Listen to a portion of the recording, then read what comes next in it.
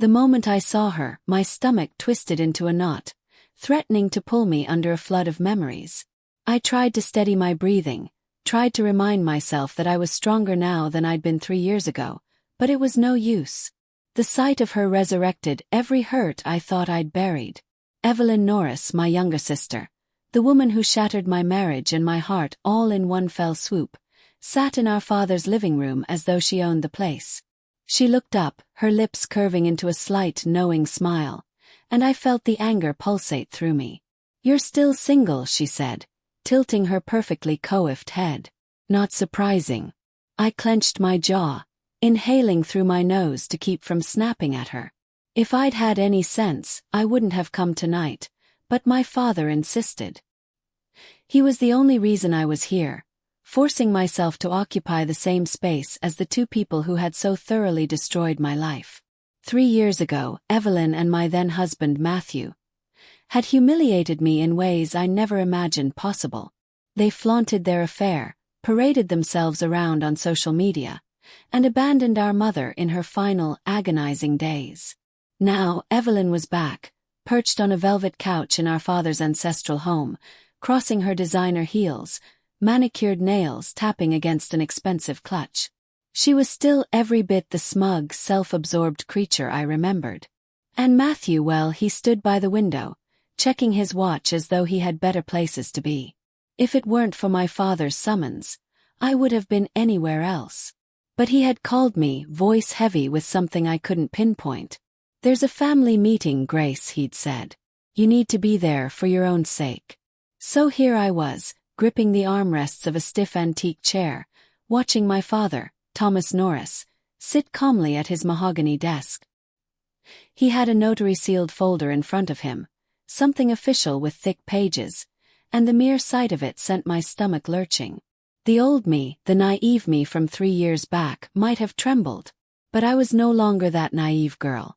Still my heart pounded. Evelyn was here, with her platinum hair and scathing remarks.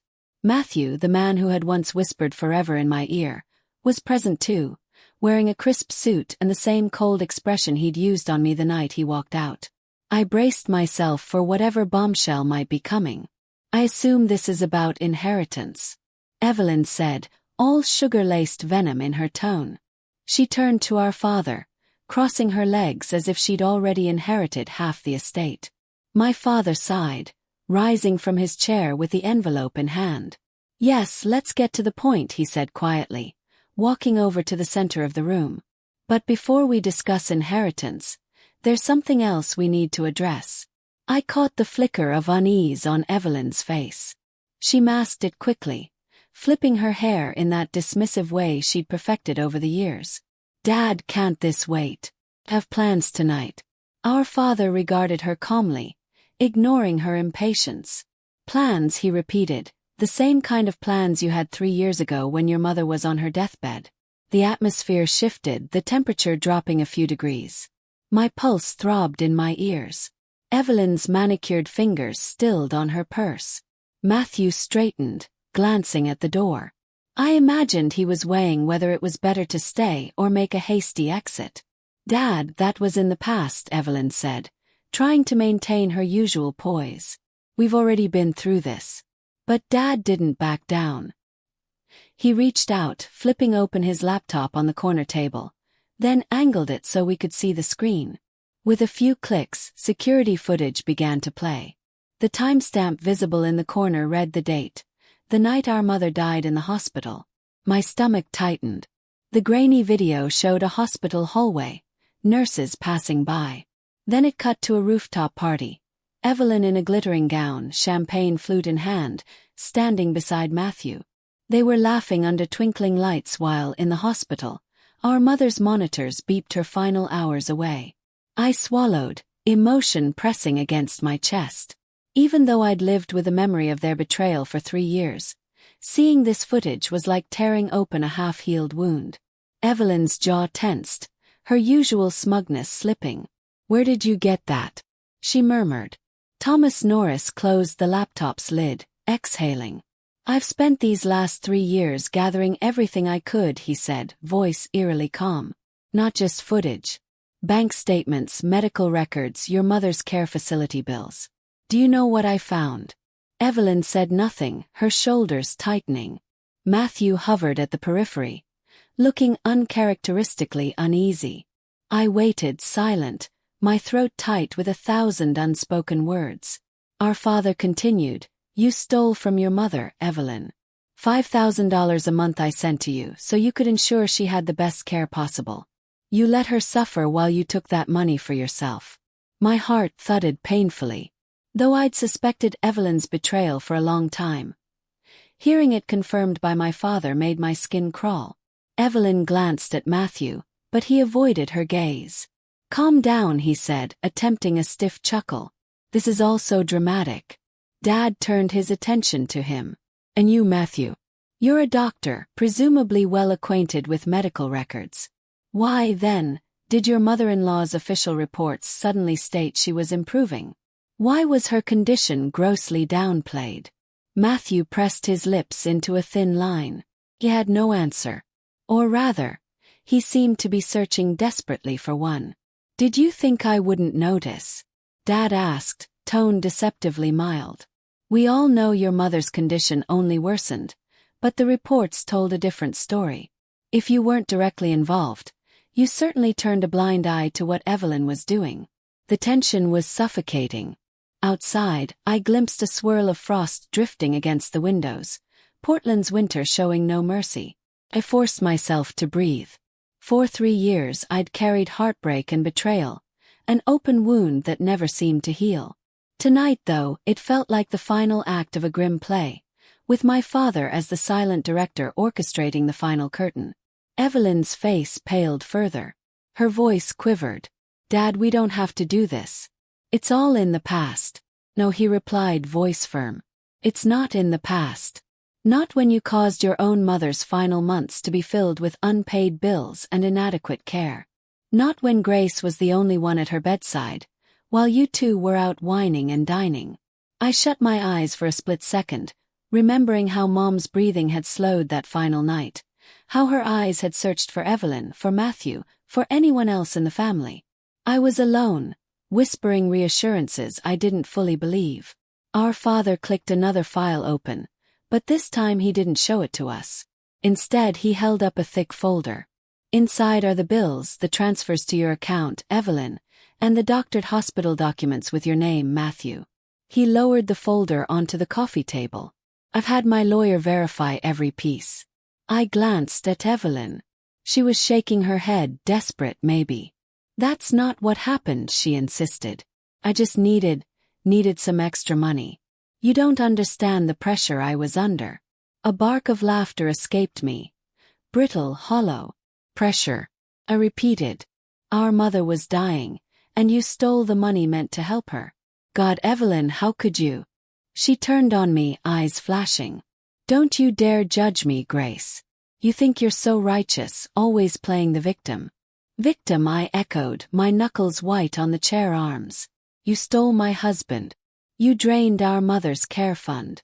You let me watch her die alone. And you have the nerve to talk about me playing the victim. Matthew, apparently deciding he'd had enough, finally spoke up in that cold, dismissive tone I remembered too well. Evelyn told me she was handling the finances, Grace, he said. I never saw a dime of it. My father's voice turned razor-sharp. You mean to tell me you, a respected doctor, never noticed that your mother-in-law's medical bills weren't being paid? That you never questioned the discrepancy in her charts? Matthew's face clouded with anger. I didn't ask. It wasn't my responsibility. That was all I could take. I shot to my feet, ignoring the trembling in my knees. Not your responsibility. She was my mother, and you were my husband, or have you forgotten the vows you made? A vow to care for me, my family, in sickness and in health. His jaw clenched, but he said nothing more. Dad cleared his throat, placing a hand on my shoulder. Sit, Grace. Let me finish. Reluctantly, I sank back down. He gathered his papers, walked to the desk, and picked up an envelope sealed with official stamps. This is my will, he said, turning to face Evelyn and Matthew. I've had it updated. Every asset, every dime, every piece of property. goes to Grace. Evelyn let out a sharp gasp, her composure shattering. You can't do that. She nearly stumbled in her designer heels, as though the floor had vanished beneath her. That's illegal. Have rights. Father raised an eyebrow. You think you can contest it? By all means try. Because if you do, I have something that might interest law enforcement. And your precious social circle. He lifted a USB drive, small and nondescript. On here is everything, from the recordings of you partying while your mother died to the bank records, to the statements showing how you drained the care fund. Matthew swallowed hard, eyes flicking from the USB to the folder, then to Evelyn. She looked as if she might faint. Dad continued, calm down. This isn't just about money. It's also about medical malpractice. Do you really think any hospital will hire or keep a doctor who falsifies charts, especially to hide elder neglect? Silence fell, thick and oppressive. Outside, I heard the wind picking up, a small gale rattling the windows. Inside, the fireplace crackled softly, the only other sound. Eventually, Evelyn forced out a half-choked plea. Please. You don't have to do this. He regarded her with sad eyes. I gave you every chance to do right by your mother, by me, by Grace. And this is how you repay us. His voice tightened. No, Evelyn. This is exactly what I have to do. Matthew rose, his anger radiating off him. This isn't over, he growled, but his threat seemed hollow. Our father's stare was unflinching. Yes, it is. Matthew's gaze slid to me, brimming with resentment, as though everything was my fault. But I refused to flinch, refused to shrink from him the way I had 3 years ago. I held his gaze, my silence telling him exactly how little power he had left. Then Evelyn grabbed her purse, her eyes flicking between me and our father, searching for some sign of mercy. Finding none, she swallowed, turned on her heel, and strode toward the front door. Matthew followed, footsteps echoing behind her. They left in silence, no slamming door, no last-minute curses. Just gone. I let out a shuddering breath, feeling like something rotten had finally been cut away from our lives. My father placed a gentle hand on my shoulder. It's done, Grace, he said softly.